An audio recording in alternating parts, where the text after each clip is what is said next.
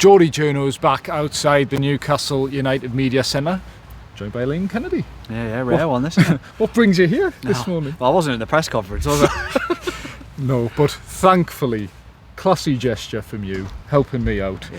Because it would have been a solo video otherwise, as we alluded to the other night. I think you were quite looking forward to doing a solo video. Yeah, well, I mean I would have done it, but yeah.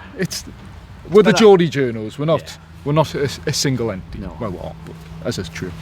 So yeah, I've been speaking to Eddie Howe this morning ahead of Newcastle's Premier League match against Fulham at St James's Park. There's plenty to talk about after a busy week, sort of bit of injury news, bit of the fallout from the Benfica game, and obviously news surrounding Sandro Tonali, his contract. You've watched the press conference, Liam. What were your sort of big takeaways from what you saw? Yeah, I thought my big takeaways were partly from your question, where he talked about the need for patience with Yoane Wissa. It looks like he's not too far away. He's in and amongst the group. He's on the grass. But Eddie was sort of kind of urging a bit of caution. Yeah. And saying that it's going to take time. They're going to have to ease him in a bit. It's going to have to be learning on the job, but such is life. Sometimes you have to do that. The other takeaways were in relation to other injuries.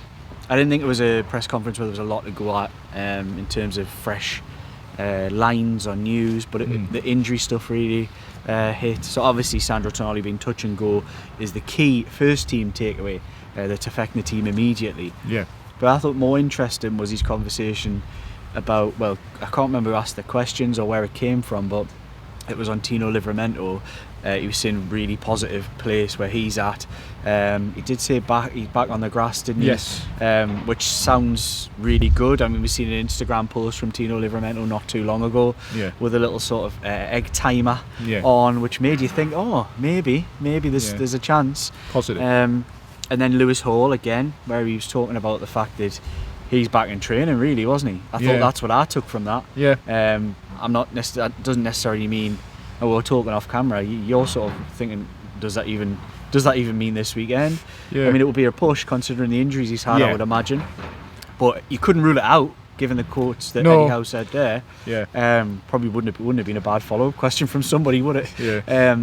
But I think you'd think within the next 7 days we might see Lewis Hall. Potentially. That's what I felt coming away from it. It was certainly positive regarding him, but I think you're right where you look at the injuries he's had. Newcastle, even with Dan Burn, would I think all agree it probably is a weak point. Defensively, in terms of conceding goals, they've still managed to remain functional and tight for the most part. So Lewis Hall, even if he is fit in the next 7 days, 2 weeks, is he going to walk back into the starting 11? I'm not sure. I think he'd be eased in, and that was sort of ties back into my question on Yoane Wissa, who, look, I linked it to Alexander Isak and Liverpool just because they're experiencing a lack of pre-season for a striker here and now, and there were definite comparisons to be drawn there between Isak and then Yoane Wissa not having a pre-season, and Eddie Howe said, look, once he gets back to full fitness, we're quite regimented in our approach, we're going to have to give him a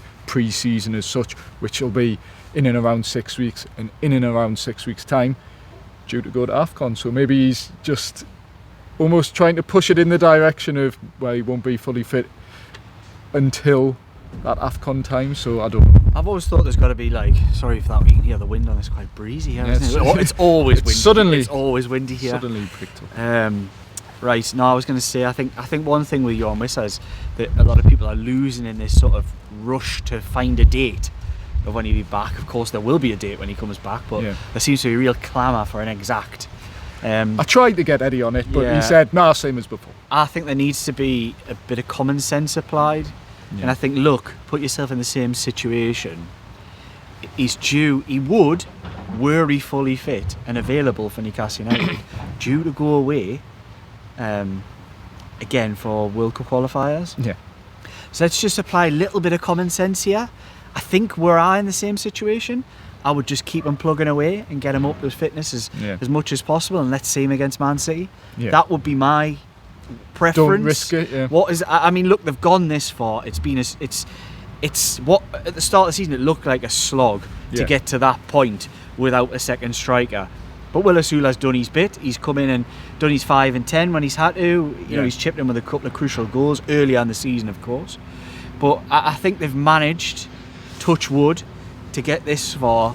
I think another 5 isn't the marathon that it probably felt like 6 weeks previous. Yeah. So I think they can probably get by, or they're going to have to, even though that is going to really test Nick Walter-Marder. I think in many ways they're going to have to use what they've got. And look, that isn't going to be ideal, but they're going to have to do it. There might be some games where he has to play 60 or 70, and then we'll see Asula. Hopefully Newcastle can start taking that sort of goal flurry that they produced towards the end of the Benfica game and create some chances and start putting them away. Yeah. And then maybe you're in a situation where you can say, you know what, we're 3-0 up anyway, we'll give them a rest. Yeah. So I think hopefully they can be in a position to do that. But I think common sense needs applied, because otherwise, if you get him fully fit and he plays 2 or 3 games, maybe it'll happen, maybe it will happen, but then he's going to be eligible to be selected and go away. And there's always that Congo. risk after not playing for so long as well. So yeah. I think it seems to be an angle that not many people have really pushed, but I've seen Alan Shearer talking about it, and we've talked about it on here. Yeah. I've seen Alan Shearer suggesting it in one of his various outlets or podcasts, where he was talking about the player himself should have took a little bit more responsibility, knowing his own body. I agree. And I mentioned that in a video quite some time ago, that I was a little bit disappointed with him, because the federation is the federation. They're going to do what they think's best for their country, etc. But he should be looking at that saying, come on now, I've just had the biggest move in my career. This is my move. This is the move of my career. Yeah. Probably won't be another one. I'm gonna make sure I'm all right for that. I want my country to do well, yes, but also I'm gonna look after myself here, because I matter more than my country. Realistically, to himself. Yeah. So he didn't look after himself, and he's paying the price for that now. He probably could have spoken to people in and around and said, "Look, I'm gonna need." Oh, just put me off that. He's down. He's starting his video right next to it. No, but he could look after him. Yeah, he could look after himself and said, like, you know, I can only play 70. I can only play 60. I haven't trained enough. I'm not at the level I need to be. Yeah, I mean, I agree. But as a player, you have that old self-belief and confidence, and maybe he's just. You think you're indestructible, don't you? Yeah. I think that's like a human trait. Yeah. Many times. I feel I fine, can do so this, I will be fine. Yeah. and you can't. It's easy to say in hindsight that but you could have almost predicted it, and we're not experts. You go, no. Yoane Wissa starting 2 games in 4 days after not playing since May. Injury waiting to happen, isn't it? Yeah, of course. And that's what happened. And positive stuff on Nick Walter-Marder, because Eddie Howe was asked about him, and he said, obviously having to play week in, week out, 3 times a week, his fitness levels have really improved, and we saw in the Benfica game where he stayed on for the majority of the game. I think 85 minutes he played. Eddie Howe said that was like his best pressing game, his best energy levels he's shown. And we're seeing a player who maybe a month or so ago, when he made his debut against Wolves, struggled to get through an hour, is now looking like a 90-minute player. Not only that, but someone who can play 90 minutes 2-3 times a week. Yeah, I think it was really good that Eddie Howe pointed that out. I noticed that massively on Tuesday night. He presses with more of an intensity now. Look, he's not the quickest, but I don't think he's slow either. I think he gets a bad rep in that respect. People look at it's the long legs. Yeah, it does matter. I mean, you've seen big players look slow before. He ain't that. He's not. He moves really well. He's quite fluid actually in his movements for his size. When you think of those long levers and the mechanics involved, he's actually reasonably graceful for his size. When you do see people that size can be a bit lumbering. So I think he's coming on a ton. I think he's had a little bit of a rich spell. I don't think we're always going to see the goals. I think. No. But if he plays like he did against Benfica, exactly. It doesn't. I don't think that matters as much as long as he's bringing other people in to the game. And some of the, I've not seen a player like him before, being brutally honest. Not in black and white. The incredible touches and the link and the unselfishness at times. I think he's an incredible footballer. I would go as far to say he's a much better link man than Alexander Isak was. I think it's not even close. He doesn't touch him when it comes to going in behind or some of his movement doesn't the movement on the shoulder, etc. But what he does is he's a excellent link man and levels above Isak in my opinion, which I never thought I would see. I thought Isak was decent at that stuff. And it's actually nice at times. One other thing relating the two of them, which is what happened in that press conference. There was a lot of that, relating the sort of Isak situation and things like that. Some mad questions on it. But look, Eddie didn't want to answer them. But I think with the Isak situation, I think one thing he is it's really nice to see a centre forward who wants to try and win 50-50s. Isak had no intention. Weirdly, I was watching YouTube last night, just flicking through a few videos. I think I watched some of Newcastle stuff, the match cam, and it immediately went through to the match cam of, it's going to be I'm digressing here, this one immediately went through to the match cam of the Carabao Cup final. So I watched it. It was a 45-minute job. It was late last night. I thought, oh well, you know, I'll watch it again. Really enjoyed it. It was a brilliant piece of work from the football club. But one thing that was so obvious in that, there was 2 balls that they showed from match cam angle of Isak just not bothering challenging Van Dijk when balls went forward, and I looked at it, and that was what sparked it in my head. I thought, God, how nice is it to have a striker who actually bothers now, like actually bothers going to win it, try and win a header, or at least try and hold it up. Or he never bothered, he wasn't interested, and it's not his game, but it's nice to have a striker who has those different elements, and everyone focuses on the negative elements of what you don't have when you lost Isak. But I'm more focused on the positives, like the positives that Voldemort has brought this team. I think are incredible. Yeah, we talk about the eye test. I mean, he's delivering statistically as well. But like you say, even without the goals, you look the other night, the way he brings players in, that flick for the goal. He's a player who I think is a joy to watch for Newcastle United at the moment. Yeah, I really love him. He's probably building up like a little cult hero status already, isn't he? He's got a swagger, the sort of long sleeves, the scraggly hair, the low socks. Yeah. What a guy. He's class, yeah. He does look like a throwback of like a German player from like the 80s or something, and he's great. I really like him. But they're going to need him to just keep plodding along and just keep producing. Doesn't have to score at the rate he's been scoring, but just keep chipping in with a few goals and bringing others into play. And I think that confidence, like I say, that the confidence will start to flow. I said this in the video prior to Benfica. I'm certain Anthony Gordon clicks at some point this season. Yeah. Let's hope it's now. I hope it's not flashes in the pan, a good game 4-5 bad, a good game 5 bad. I think he will click because he's a player who's thrived on confidence. When he goes in a run of games, he's flying, especially in the big games. He likes a big game. So they need performances from the big game players in the games that on paper aren't as big.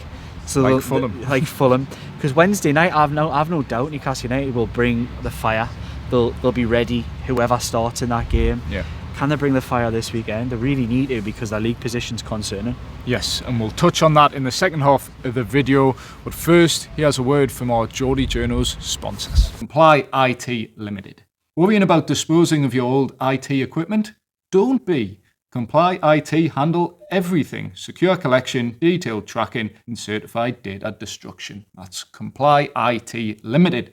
All Rivers Financial Planning offer holistic financial advice for all stages of life, ensuring your plan remains robust and adaptable in the ever-changing world we live in. For 21 years, JLM Travel have been offering great deals on package holidays and cruises, plus low deposits and free kids places are available. Branches at Maingate Team Valley and Front Street Wickham. RJ Building Surveyors is a trusted RICS accredited family-run firm with over 15 years of experience specialising in residential surveys and valuations. Based in Yorkshire, their expert services extend nationwide. Whether buying, selling or seeking peace of mind about your home, they've got you covered. So those were our 4 Geordie Journos sponsors, links in the description below, and of course the Geordie Journos shop if you want any merchandise ahead of Christmas. You need to get like a Voltamada one done up, you. Yeah. You think of some kind of Voltamada design? That would do well. I think people would love like that at Christmas. Yeah. We'll brainstorm later. But yeah, press conference. There was a theme of Newcastle's press conference, sort of ran through it, particularly in the second half, which was to do with Arne Slot. It even linked back to my question a little bit. Alexander Isak picking up a groin injury, which we're well versed in at this point. But Arne Slot comments sort of, I thought he was hitting out at Newcastle a little bit. The Liverpool boss, he called them a smaller club, which again is, I wouldn't say is really a debate, but it's weird that he mentioned that. And then also the fact Alexander Isak didn't have a pre-season completely of his own making, but to take aim at Newcastle I thought was interesting. Eddie Howe was asked about it a few times, gave nothing away, but what were your thoughts on that when Eddie Howe was getting asked the questions and what he had to say? Well, loads of little bits and bobs to unpick in that. I think before I come on to Arne Slot and his comments and what my take on them were, I want to talk about what Alexander Isak did and didn't do when he was here. Yeah. I don't know if I can say this on YouTube, but he totally tossed it off in the No, summer. he did. Yeah. He like literally, I mean, I've spoken to a lot of people in and around the camp who were involved in that, coaches, etc., and people in and around the club, and he was a disgrace. He literally did nothing. Even when he was coming in, like I've mentioned on here before, he turned up late for one of the sessions that he came to. I mean, that just shows the level of disrespect he was showing his own future, even though he thought he was doing what was best by him. Now, calm as a mean beast, it'll always get you. It'll always get you. You do enough bad things to people, it'll always bite you back. I'm a massive believer in that. Do enough good things to good people, you'll end up getting good things come back to you. I always think that, and I think it's very true in this situation. A lot of good people at that football club who did a lot of good things for that player, and for him to treat them the way he did was a disgrace. But flip side, I don't think if he acts like a disgrace, he gets the move that he wants, and now he's paying the price for that. That's ultimately the you've got to pay the man. You've done what you've done. You're now going to pay. Yeah. And that's what's happening. On Arne Slot himself, the comments that he made, I do find that there's two bits to the man himself. I think we're seeing, I've quite liked him to a point. Then when they've come under struggles, I think you see the real measure. The mask slips a little. There is an air of arrogance about a lot of Dutch footballers of the past. It's a character thing. I think I do like them. I think it's a great place to go as well. Well, you've spent a lot of good times in Amsterdam as well. We'll not go there though. Yeah. I think that's a great place. I think they're good people, but there is an air of arrogance about them. They genuinely are. They're like Germans with a bit of arrogance. That's what I always find. And I think Arne Slot was maybe showing a little bit of that with a smaller club thing. I do wonder, was it just an awkward choice of words in a second language? Very good in second language. I just didn't know if it was necessarily as barbed as people make out, but on paper, and what he said was, Newcastle is a smaller club. That's not in doubt. Newcastle are a smaller club than Liverpool, but to bring it up, if he meant it, was very disrespectful. I actually thought it was bordering on, I don't know, it upset me, it angered us. Did it? Yeah, it did. I thought, who are you? Yeah. And what I thought was, right, this is what I thought, he'll not be talking about smaller clubs when he's bombed out of there, and he's managing some smaller club than Newcastle United. I thought, mate, again, it's a karma thing. Things go round in circles. There'll be a time when Arne Slot's anybody, and Newcastle United will still be a somebody. So just be careful what you say. Yeah. Bit of arrogance all around. You talk about Alexander Isak thinking he can toss it off in the summer and come into Liverpool and somehow hit the ground running or even make any sort of real impact. But that's what he was. That's arrogant on his part. And then Arne Slot's comments, bit of arrogance. I think I get what you mean. It's sort of the smaller club thing. I think maybe in relation to the training ground, things like that, he's not quite like Liverpool's training facilities far bigger than Newcastle's. Maybe he was talking about that, and Eddie Howe, we tried to get Eddie Howe on that, but he wouldn't really say too much. He was never going to. No. He's never going to get himself involved in a war of words, is he? He's too good for that, too clever for it. He's never done it, and I don't think he ever will. It's just not his style. No. Look, it's not. I don't think it's necessarily an intelligence debate, because you'll see a lot of really intelligent managers do a lot of wars of words. I mean, your Arsene Wenger is one of the most intellectual people that's ever managed a football club in England. Yeah. Would quite happily get involved in a war of words if it was the right thing to do. Yeah. The biggest politician I've ever met in football, Rafa Benitez, who was here for a long time, would get involved if he had to get involved. Yeah. But it's just not. It frustrates some fans, I know it does, that it's just not Eddie Howe's style. Yeah. I think a lot of fans out there would maybe like to see Eddie Howe sometimes. Like I think I even criticised after that PSG incident. Yeah. I was saying, if there's ever a time that you could break that mould and just say, you know what, that's a disgrace, and you're a disgrace, but it's just not him. No, Eddie Howe actually said after that, he said, I thought the referee had a good game, but on that actual decision, I don't think it was right. Yeah. He was so diplomatic about it. It's just him, and he's never going to change, so he's never going to answer questions like that. And look, I respect it in some ways. It could never be me. You do a good press conference. They should hire you as a Newcastle press conference. No, it'd be a nightmare. Spokesperson. You just want headlines, wouldn't you? Would get them. Yeah, I would get them. I know the game. Yeah. But that's why you come here. Yeah, exactly. You're providing the headlines for Geordie Journal's viewers. We're trying. Yes. God, there's all the videos going on here. Yeah. Is there anything else to add? Well, we'll play Fulham. Newcastle play Yeah. Fulham on Saturday. What you feeling? How you lining up? And yeah, what do you think? Interesting, isn't it? I think if Tonali's still not right, I wouldn't bother. Yeah. I would literally just save him until next week because I thought Miley did a good enough job in that role. So I would just continue with that in that vein. It'd be really nice for Miley to have that boost of confidence to get it.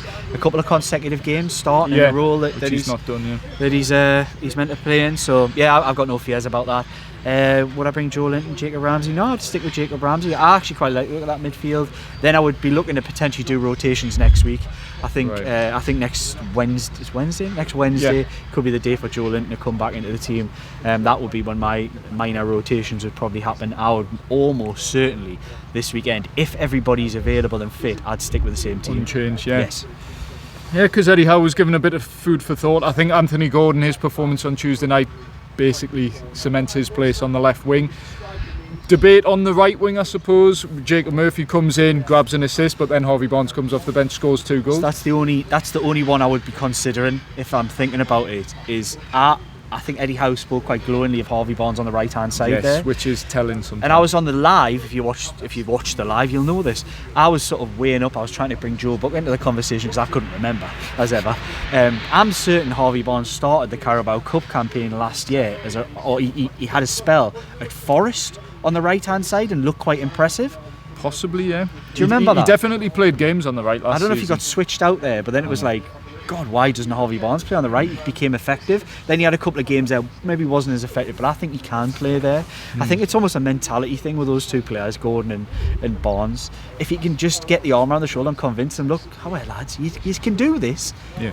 And realistically, you're probably the most effective at scoring goals. You know, if you could get those two playing in the same team, it wouldn't be a bad thing. Yeah. Gordon clearly doesn't want to go out there. Look, he's England's first choice with Rashford, left-hand side player. Yeah. He probably ain't going to lower his ego to drop out for Harvey Barnes and go on the right-hand side. But can Harvey Barnes be moulded into that? I think he can. Yeah, I think we've seen signs because Harvey Barnes was getting a bit predictable, and I think opponents were reading him when he was cutting in on his right foot, getting shots blocked.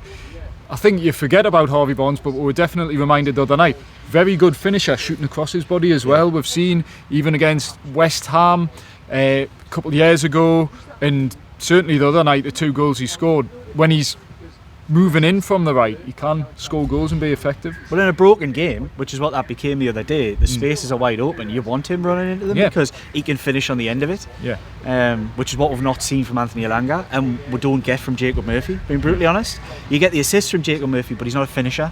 Yeah. He showed that the other day. He's not a finisher. He can score, and he can chip in. I think he got 8 or 9 last season, didn't he? But it's not. He's not lethal. Whereas if you give 10 chances to Harvey Barnes, I'd back him to score more goals than any of the other wingers. So he's going to get chances in a broken game, which is why it comes on to the question about is he a better impact man or a sub man? Which he was asked, Eddie Howe. Yeah, and yeah, he probably is. But as a footballer, if you're looking at him and saying, can you mould yourself? Look, there's a great opportunity for you there. We don't know who's the best on the right-hand side. There's a great opportunity for you to go and grasp that. And he didn't when he was given the opportunity on the left earlier this season. Yeah. But it'd be good to see him try on the right. Yeah. So are you starting Harvey Barnes or are you starting Jacob Murphy? I'd probably stick with the same team if I had to choose now. Because I just think Murphy provides more for others. Anthony Gordon scores more goals with Jacob Murphy because he makes the runs to get in the right positions. And Walter Marder will essentially score more goals with him in the team. Yes. That would be my choice. But if he's not right, because he hasn't been 100% this season, then I think, look, that could be a great 60-minute change, 70-minute change that Harvey Barnes comes in and really impacts a game. Because he's got goals in his game, and it's good to see him get back on that track again in midweek. Yes. Jacob Murphy has struggled sometimes against top fullbacks, so it'll be interesting to see how he competes with Fulham, who have 2 very good fullbacks. I don't think that Robinson's fit, is he? Is he not? I don't think so. I think I might be wrong, but I've certainly seen Silva talking to him. I don't know if he's available. Well, that's a boost, so when you play Harvey Barnes. They're missing a few, Jacob like. Yeah, so Jacob Murphy for me, I'd keep him in. I'd keep an unchanged side, and yeah, you hope Harvey Barnes, the likes of Joe Linton, maybe the subs that Eddie Howe made the other day can come in and make a difference. But one thing on Jacob Murphy, which I think is really telling, Nick Voltemata, when he gets his first goal for Newcastle, comes out and goes, I know what to expect from Jacob Murphy. This is a bloke he's not really trained with an awful lot at this point and not played with him for the first time that game. I know what to expect from Jacob Murphy. Anthony Gordon the other day, you know what you're going to get from Jacob Murphy. I think that's telling. It's a bit of a... The players want to play without saying it, it's a bit of a dig at Anthony Elanga, where it's like... Not meant to be, though. It's not. No. But it's more Jacob Murphy, he's the player we'll prefer playing with because we know what we're going to get from him. Yeah, I've no doubt we'll see a better version of Anthony Elanga once he learns that position. It's taken some players, it took Lewis Hall a year to learn the position. Yeah. Now Anthony Elanga, you would hope, given he's a bit older and played at a much higher level effectively, that you would think, more consistently at a higher level, when he's arrived, you would think he'd be able to adapt quicker. But look, everybody's different. And he ain't adapting at the minute, let's be brutally honest about it. He looks like a fish out of water on the right hand side. But I've no doubt, with some good training, good work, hopefully he'll be a better player for it. And a better player for Newcastle United, because it'd be hate to think they've spent that money on somebody who isn't going to perform for them. So I just can't see it. I think he will. Yeah, I think so too. And the positive is, if he is not performing, it's not a case of, well, you have to stay in the team. We've seen with players like Miguel Almiron previously where there's been no other option and they've just had to play. Now we've got Jacob Murphy, even Harvey Barnes to come in and make an impact. And hopefully they will on Saturday, because we'll be back at St James's Park. Joined by Jordan? Yes. Of course, back as a trio at St James's Park for Newcastle United's Premier League clash against Fulham. So we've been Geordie Journos, myself, Dom Scurr, Liam Kennedy. If you like what we do, please remember to like, comment, share, subscribe and ring the bell for all your latest Geordie Journos content. Thank you for watching.